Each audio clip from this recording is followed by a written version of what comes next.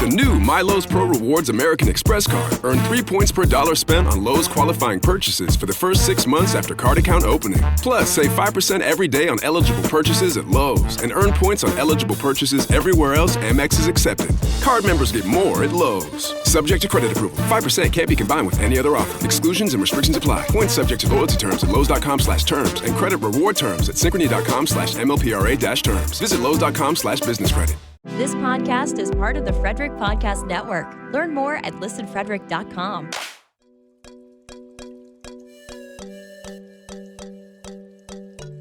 Welcome to Check Bags and Big Tags, the no-filter, no-holds-barred podcast where we spill the truth about globetrotting and style. Buckle up, it's time to see the world differently. Welcome to Check Bags and Big Tags. I'm Ilisa Oman of One World Family Travel with Mouttet of Gallivant Luxury Travel. And today we've got a lot of things to talk about. There are some things in the news we want to tell you about, and we're going to talk about luxury travel. So, how are you, Sean? I'm doing good. Happy to be back on here again. Yeah, it's been a Feels like we couple haven't weeks. done one of these in a while. It's been a couple weeks, and then you're off yeah. on a journey this week. Yes. So I'm headed to Trinidad for my mom's birthday. Haven't been back in about 6 months. So Nice. I did have to use their new online entry system for the first time. Mhm. And that worked pretty well and pretty easy. They're doing like all the other Caribbean islands that have the go onto a website, fill it out, get your little QR code for when you land there for immigration. So Does it it's a cost? yeah. Does it cost? No. It's just they used to be it was all paper before, and now they've gone from paper. They've finally gone online. Did have a couple stumbles with it when they first initiated the process, but now it seems to be working fine. Well, that'll be a nice trip. So let's get started. So, luxury travel. So, we throw that word around a lot. I know you and I do that. We talk about booking Yeah. luxury travel. I think a lot of advisors out there do it, and we see it so much with our suppliers and in advertising and stuff. So, what does it exactly mean, luxury? Because I think luxury is probably very subjective, and so, That's how I feel. Like, I did attend a luxury symposium recently, and it was amazing how many of some of these suppliers are trying to position themselves in a luxury space. And I don't know if you're really luxury. Is right, it luxury because you have a suite class on your ship right. and you have a special area for your guests, but you're a mass market cruise line? Is that luxury? Is it luxury when you're on a small luxury cruise line that really focuses on that and the service and it's a whole ship like dedicated to that? Is it the hotels you stay at? Like what some people may consider luxurious and all inclusive, other people are like, "Oh no, that's not And luxury." I So mean, I how do think we define it? the old definition, like what people truly think about, like the old luxury, it like focused on, Michelin stars and the thread count in the sheet, and white glove service and lobby and stuff like that. But is that really, I mean, and that still applies. Yes, that still, but is that like the total definition of luxury these days? And I think it's defining, I think it's a combination of things. I think it's being redefined as people redefine how they travel, you know? I mean, in my idea, real luxury is it's very personalized. So it's not so much that you're booked. Yes, great, you're booked into the Ritz-Carlton in London or wherever. That's great, but it goes so much further than that in a luxury trip. To me, it's all the touch points along the way, like the true luxury clients. Obviously, not everybody's going to fly in a private jet, Right, but right, right. they're either doing business or first class where they're going. You're having a meet and greet at the airport, sometimes even VIP entry service Mm-hmm. to carry them to their hotel or villa or wherever they're staying. Then you have hands-on people to help manage their trip in the destination. Some people want to be handheld every step of the way. They want all private tours with a private driver.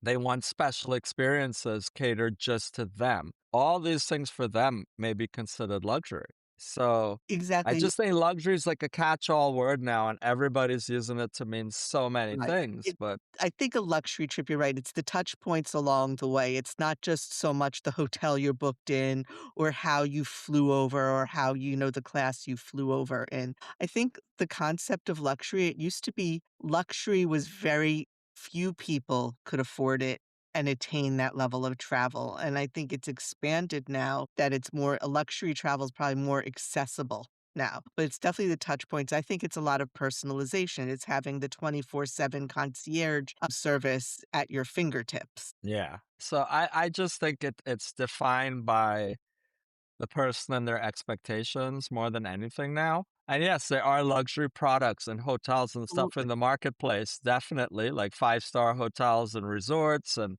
like I said, the cruise lines. There's even land tours that cater to luxury clients. But again, usually for me, the luxury kind of fits into their expectations of how they want to be handled on their journey. And so it's not something really I feel you could pinpoint anymore. But it's thrown around so much in the travel space now, luxury, that it doesn't kind of carry the meaning and the cachet that it used to 'Cause I think before. you may be in a suite on a certain cruise line, and I'm not gonna call out any cruise lines here, but you may Yeah. be in a suite in a cruise line and have your butler, but is that true luxury if you're on a truly mainstream contemporary cruise line? Such And is your butler trained with the butler school? Like some of the cruise lines have butlers that actually go to the right. acknowledged butler school in England. I forget what the name of I it know is. and I'm not So gonna say sandals is or is not true luxury, but their butlers are trained. They do go over there. So, it's just because you have a suite and a butler is are you in a true luxury product? You need to look at the rest of the product, for example, the cruise line, and how are they handling the rest of the cruise and the rest of the So passengers. for me, like it's also like like in the on the cruise itself. Let's say the river cruise, the products in the bathroom, your toiletries that they supply. Is it Bulgari? Is it L'Occitane? Like what is it in the bathroom? That also adds a layer to the luxury experience. Because I could tell you when you're on Uniworld and you're bathing in the shower with that shower gel, I actually came home and bought it Did when you I really? got back. Yeah, So I I did. have So clients on a Uniworld cruise in July and a Uniworld River cruise, and they're in suites, and their product is truly luxury. Their trip is truly luxury from the hotels they're staying in to the cruise line they're on, but how they're handled along the way with the private tours and the private transfers, and, we're making sure that they are handheld the entire way. I mean, luxury is also to me the thread count of the sheets. Do you have a pillow menu?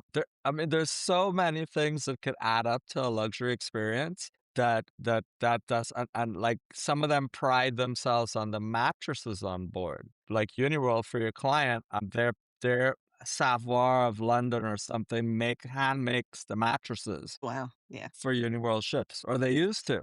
That was one of their big selling points. So there's just so many layers to the whole thing. I Like used what a pillow menu for the first time when I was in Vienna. I'd never taken advantage yeah. of a pillow, and it felt really decadent, actually. Yeah, so that so again, you may not have a true luxury client, Right. but there's ways for us to get our clients to have luxury type experiences while on their trip. It doesn't have to be like a total luxury trip because not everybody can afford to go five No, star but all we the way. could Let's be definitely realistic make it here. accessible, luxury Right. accessible to our clients in various components, you know? I mean, I thought it was just decadent, and having them bring me this special pillow. It was like a special Austrian pillow that was very like with pine or something in it. It was very unique to Vienna. So it was kind of cool. But, so I think definitely, when we as travel advisors are looking and someone comes to us and say they want a luxury experience, we're looking at all the components. We're not just looking, okay, we're gonna fly you business class and book you into X hotel. We're gonna look at the entire trip and figure out, like you said, all the touch points. Yeah. So it goes a So lot further. I think luxury also has to do in the way people are traveling now that, in some ways, it's much more decadent that there are people out there that can take a slow travel look at their trip, and they're traveling longer, they're traveling in more boutique hotels, yeah. they're not so much going to the touristy places, they're looking for kind of the off the beaten path or the more out of the box style excursions and tours. Yeah. We have So a for my clients, what I find that they're gravitating more towards is private tours when they're on their trip.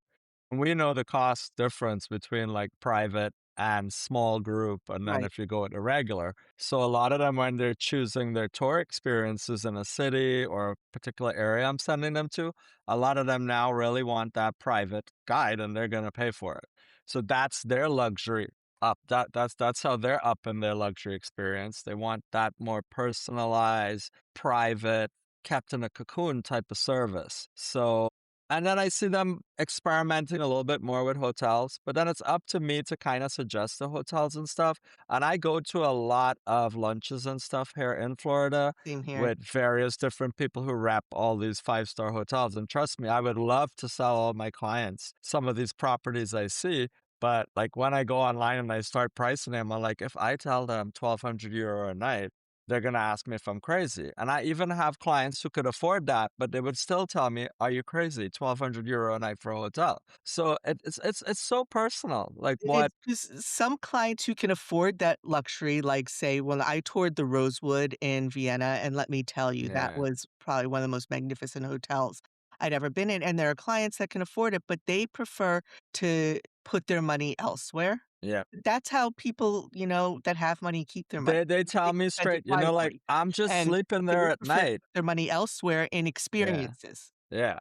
So they're like, I'm just sleeping there at night. I do not need a 1,200 euro a night hotel. We're just going to be there to sleep and shower. So, and people automatically assume because people have money, they're going to want to spend all the money. That in my time doing this, that is not always the case. No, 'cause Most people want to feel like they're getting good value, exactly. even when spending in the luxury space. And again, like So, we said, that's how they have their money. They keep their money by spending it wisely and making mhm, decisions at how they're spending it. Just because they have it doesn't mean they wanna spend it, but they're gonna yeah, still get a luxury experience. Now, we have a supplier that I know of a supplier that specializes in the United Kingdom, and they are true luxury. Like, if you say you're a history buff, they'll get you the tour of the Churchill War Rooms with the director. If you're, into history and the royal family, and they can actually arrange for tea at Blenheim Palace with a member of the royal family,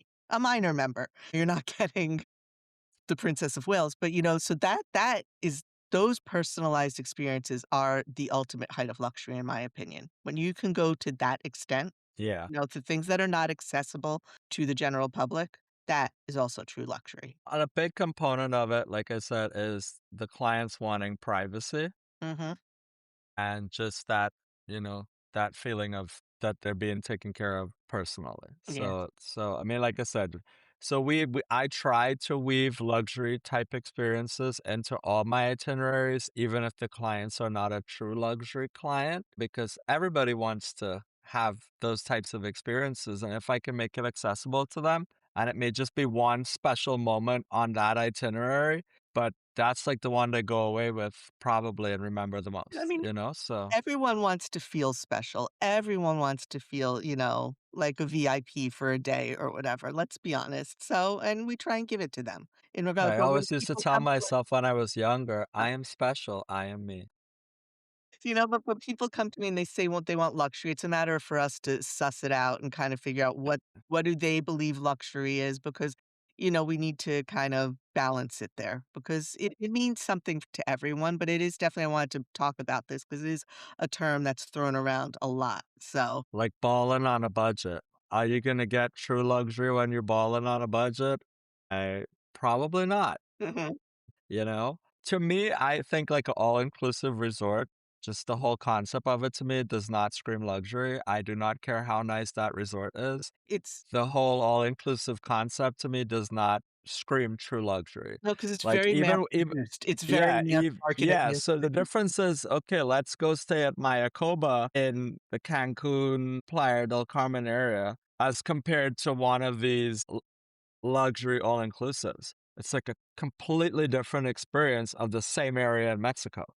So, Well, because yeah, like I said, the all-inclusive is very mass produced. It's very mass yeah, market regardless of the level where you go to yeah, the non-all-inclusives and you're getting much more personalized service because it's not mass produced and each meal, each experience, there's tailored to yeah, your desires. yeah. So So, uh, there's something for everyone, but so that's so in closing, speaking that things are opposite of friction free, let's talk Thailand because My God. they just threw a wrench on a lot of people's travel Mhm. plans. So I So, always what's going on in Yeah, Thailand? so I always considered Thailand to be that one country where if you're gonna visit it, you need to do it right, and you need several weeks to do it, because Yeah, there's so much to see, and it's a really diverse country between the mountains and the city, like, of Bangkok, and then you're going down and looking at the beaches, and it's just got so much history. You need, I'd say at least 3 weeks to a month yeah, to really do it well, and it's so inexpensive once you're there that it's actually that is for people at the time, it's doable.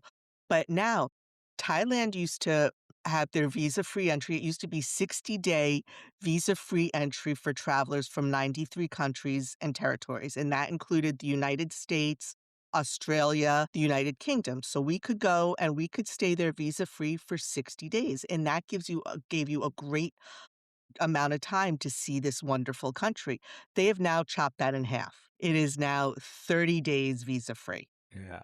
And that So, I mean, yes, you can still see Thailand in less than 30 days, but it definitely puts a wrench in a well, lot. I know just from looking online and looking at all these various influences and people traveling, people are just going there and sitting there for like 3 months at a time. Yeah, And so you're actually resident there at that point, right? And this is not what the visa-free travel requirement was originally intended for. exactly. And And that's become the problem. So the change was announced May 19th, and the rules to take effect 15 days after the announcement.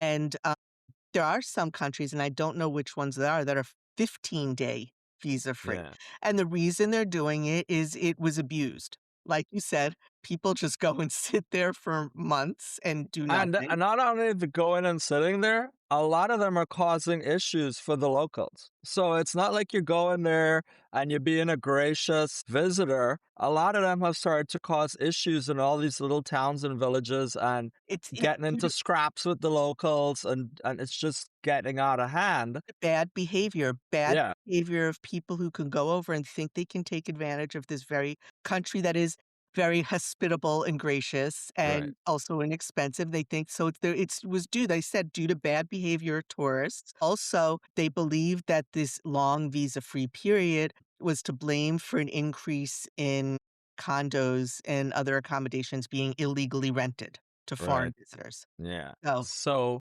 to curb. So it is seems to there be the option, if you're going to be staying past 30 days, to apply for an extended visa prior to arrival? mhm. We don't know the answer to that. I don't. I no, I'm sorry. I really I blanked for a second. I kind of, like, zoned out for a second there, so Yeah. wanna repeat your question? So can they apply for an extended visa? I really don't know. I didn't look into this yet. I Yeah. just saw the article. You know, this is why we can't have nice things. Let's face it, Yeah. bad behavior, and I've done presentations to some of my networking groups about responsible and ethical behavior. It sounds very preachy, and I Yeah. apologize to everyone in advance. It's because of things like this. It's why we can't have nice things. It's the Yeah. irresponsible. But I really don't know if you can go and apply for an extended visa. Yeah. Or is this one of the things you apply for a visa, you get your visa, then you leave the country and apply I'm again? gonna fire up Google real quick so we get an answer to this I mean, it does while we're here. affect those like, we talked about slow travel in the last segment, people taking that time to travel and having more time to just slow down and not see all the major touristy sites, and so this affects them. It affects the digital nomads or the remote workers who've kind of built their lifestyle around this 60-day visa-free allowance. Okay, so according to Google, you can extend your Thailand tourist visa or visa exempt stay. You can apply for a 30-day extension at any local Thai immigration office before your current stamp expires. Duration grants an extra 30 days. It costs approximately 1,900 Thai baht, payable in cash, and usually limited to one 30-day extension per period. So you're not going to go there, get your 30 days, and then just keep renewing it on day 28 and Right. stay extendedly. So there definitely is the option to extend it. So yeah. So So how if much you're is gonna go and stay 1,900 in, I bought? I'm looking it up right now. Here we go. So my little converter here. So 1,900 Thai bahts, $58 in US Yeah. dollar. So you could, but and I think I could easily see if this type of behavior escalates or continue, I could see other countries doing something similar. Okay, on the actual US Embassy and Consulate in Thailand website, they actually go into this a lot more extensively, obviously, all the different situations. So if anybody's interested in that, I would visit the US Embassy and Consulate in Thailand, and they give you visa exempt, tourist visas, work visas, retirement visas. There's like a paragraph on more information on Should all the always different check the options. consulate websites. We're here to Yeah. give you information, but we don't rely on us for legal advice. Should Yes. always be checking the consulate websites. But I Well, could when clients ask me questions like that, I send them to the source of the oh, information. no, So recently I had clients checking in for Uniworld. It threw a warning that their passport was going to be expiring and they got in a panic thinking they needed to renew. Well, when I went on Sherpa and then went directly to the EU website, they only needed the passport to be valid for 3 months after they left Europe. So he was well within it. His passport would be 5 months valid. So then a problem resolved, right? And then I called Uniworld and they're like, oh no, that's just the system trying to remind people that their passport might be coming up for renewal. So my client was like, oh, they're just trying to give us old people stress. When I spoke to them on the phone today, I said, no, but there are people whose passport may expire or coming up to expire while they're on the trip. So they need to make sure you don't land up there and there's I passport I issues. saw on one of my travel agent groups this morning a woman talking about how her clients were supposed to leave, like, in the next 24 hours for the Caribbean and just realized that her husband's passport expired last year. Oh my goodness. Yeah. Yeah. I'm always looking at my passport. I'm obsessive And about that. yeah. So just because I was using my Trinidad passport today, I was like, okay, this is good till 2029. So yeah, I'm always checking the Yeah. expiry dates and stuff to make sure I Yeah, am and that's compliant. another Because PSA off topic, but check your passports. If you have a trip planned, don't wait till the day before to look at your passport, okay? or if you come to me planning a trip, at that point, I usually request a picture of the passport information page. And people might ask, why do I do this? I do it because I want to make sure the passport is valid for the time period that you are going to be traveling. And quite a few times I've caught that people's passports were going to expire and they were able to resolve the issue before the upcoming trip. I So, I also wanna see it because I wanna see the names on the passport. yep, I always ask people for your full legal name that's on your yeah, passport. They don't always give me that full legal name, you know? no, I've also had clients that have screwed up their own kids' birth dates. So, yeah. that's why. It's like I go by Precious Jones, and then you get the passport, and it's Chantal Precious Jones. No, So I no, had a you're client years ago, and I knew the family, and the guy went by the name of Pete.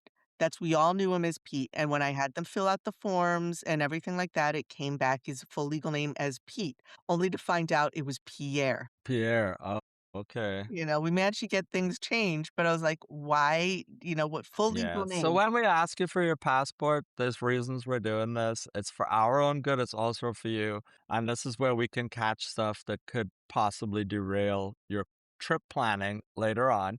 Because if we catch it up front, you could get those passports renewed. You can take care of whatever you need to take It's care to of. make sure the trip goes smoothly, is to make sure the whole booking process is as smooth as possible. So, on that note, passports and international travel, there was something in the news in the past couple days. I don't think it's not gonna go anywhere, but it's got a lot of people very, very, very anxious. So, maybe people have seen articles lately about how the, Mar Mark Wayne Mullins. all right, I'm not even gonna go into that name, but Homeland Security Secretary has threatened to withdraw Customs and Border Protection officers from airports in so-called sanctuary cities. So what does that mean if all of a sudden these Customs and Border Patrol officers recalled? We don't get international flights in and out of those airports. And it just so happens all these, and I'm going to get a little political here. I'm sorry, there's no way not to do it. All the airports they want to go after are in blue states, They're in blue right? states and they're major So, cities.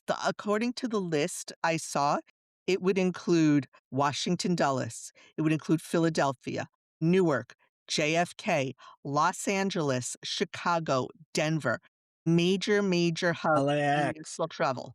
International. Yeah, so yeah, it's like And so what would that would mean no more international flights in and out of those airports. For me, it would mean from here, from Dulles all the way up, and then I think it might have included Boston, all the way up the East Coast. yeah, No yep. international flights. It was interesting to see, though, that our Transportation Secretary, Sean Duffy, came out and said, quite frankly, that's an absolutely crazy idea, and this is not going to No, happen.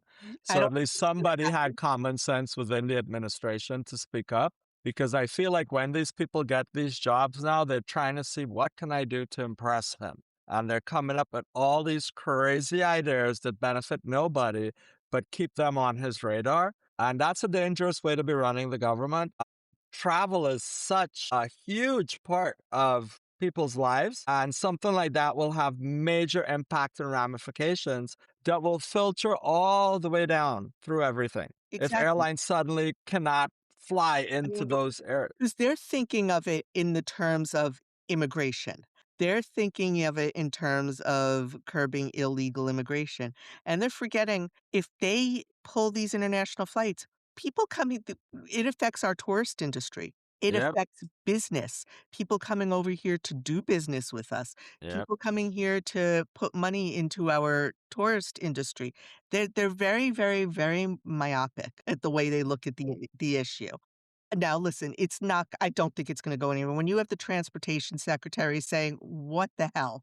You yep, know? It's it's not, but I know people are probably very anxious because they've got trips planned and now they're hearing this. And so just yeah. don't tell people, take it with a grain of salt because this couldn't possibly it's a threat, not a policy, and The airlines who have heavy lobbying in Washington, D.C., yeah. are not going to sit back and allow this to happen, No. right? Because they would lose billions of dollars Yeah. I in, mean, you're in gonna have doing the this. US Travel Association, you're gonna have the airline Yeah, organizations, you're gonna have so that's why I don't think it's gonna happen because, like I said, it's a threat, it's not a policy, and I think it's an empty threat. yeah, But if you're listening and you hear this, read it, understand the issue, but don't get worked up over it because it yeah. couldn't possibly happen. That would just be disastrous all the way around. Even though we keep saying that about a lot of things and then it happens. I think So this, though, is anyway, a just step keep too an far. eye on it.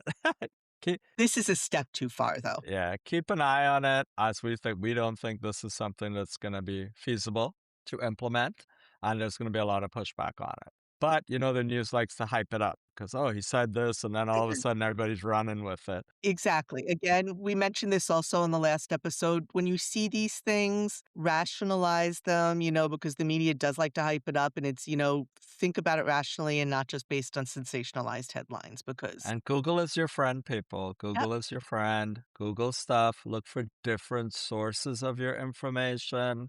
Do not look for sources that are going to give you confirmation bias, Mhm. right? So if you go and search, I agree with blah, blah, blah, blah, blah. Give me stuff that supports this. No, that's not a search. You need to go search. You want to be teaching yourself how to search and get all angles of a subject. So that's non-travel related, but it will help you in your life, Right. right? Don't search with confirmation bias in your question because then you're going to get back everything that agrees with you. And a lot of times it might not even be true Yeah. or accurate, Yeah. but you're then like, well, I saw it on the internet. I put in my search and I got this. So Did you know that international tourism to the US dropped 6% last year in 2025? I'm sure it's dropped more this year too. Yeah, so that's a loss of billions of dollars. So honestly, if the administration looked at it that way, instead of just Yeah. focusing on one singular issue, they'll see that withdrawing Customs and Border Control from these airports would be just Yeah. absolutely disastrous to our economy. Then even the World Cup is not performing as well as they thought it would. A lot of the hotels are reporting that they do not have the bookings they expected to have. Why? If people feel There's that they're a coming lot. to this country with a visa and then still can get turned back at the airport with their visa after going through an entire vetting process, I'm not putting myself in that position. I'm not going to spend money on soccer tickets and a hotel. And all these hotels now, a lot of them are not even allowing cancellation. If you're booking in some of these World Cup cities, there's no refundable rate. And I'm gonna right? be honest, a lot of it also has to do, I mean, the prices of the tickets are outrageous. They're Insane. insane. I went to the 1994 World Cup, and yes, this isn't travel, but we're gonna get into this right Hmm. now. So I went to the 1994 World Cup. We had 10 tickets to each game in Washington, DC. That Hmm. was a total of 50 tickets, and we paid for 50 tickets. 50, $3,000 total. Oh, you can't even get one ticket for Barely, $3,000 at some of these matches now. barely. Not even one ticket. So I have tickets. I am actually we have tickets to 2 games in Philadelphia at the end of Yeah. June, but we didn't spend that much, but our tickets are, like, way up in, like, nosebleed Yeah. section, like, No, way higher. well, you know what? You get there to still get to have the No, but the experience. tickets are insane. Did you know in New York at MetLife Stadium for the final. Actually, for all the games at MetLife Stadium there, they've closed off all the parking. There is no Yeah. parking at the stadium. So now if you're coming in from the city, you have to pay $150 on to get there on New To Jersey. bus in, which is nuts. That's also Well, crazy. that's Like, a I do not 12-hour know train where ride. they think Yeah, that's a I 12 don't train ride normally, and they're charging yeah. people I 150. do not know where they think people are getting all this money from to do this, and I think we're gonna be looking at a lot of World Cup games where the stands are half empty. I That's what I did think is see gonna a happen. list of stadiums where and how many seats were left in a lot of games. I mean, there are a Yeah. significant amount of seats left for certain games, like And I think people who speculated and bought tickets to resell them, a lot of people are gonna get caught out financially because people are just not going to pay $5,000 to go see a soccer match. There's not that many people that could support that level of spending right now with everything else that's going and on. people are So not it should willing be to pay interesting to see. the It should be money for interesting. games in the United States. Now, Canada and Mexico, their games are sold out. Yeah, Games in Canada and Mexico are sold out. The United States, and we all know why we're struggling there. We all know. yeah. We all know. So on that note, Yeah. we need to end on something World Cup does positive. start soon, so it's very exciting in our house. Yeah, We for are going everybody who to likes to watch it on TV.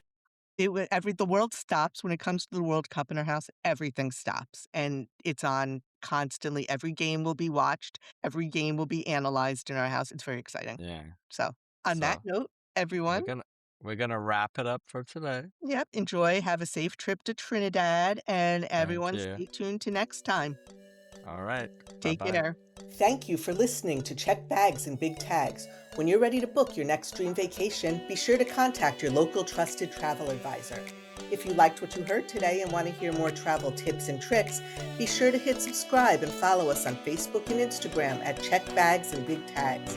And if you have any questions about travel or topics you want to hear, just send us an email at checkbagsandbigtags@gmail.com. Thank you again for tuning in, and until next time, keep dreaming big and chasing those unforgettable adventures. Live radio, local podcasts, the Frederick Podcast Network at listenfrederick.com.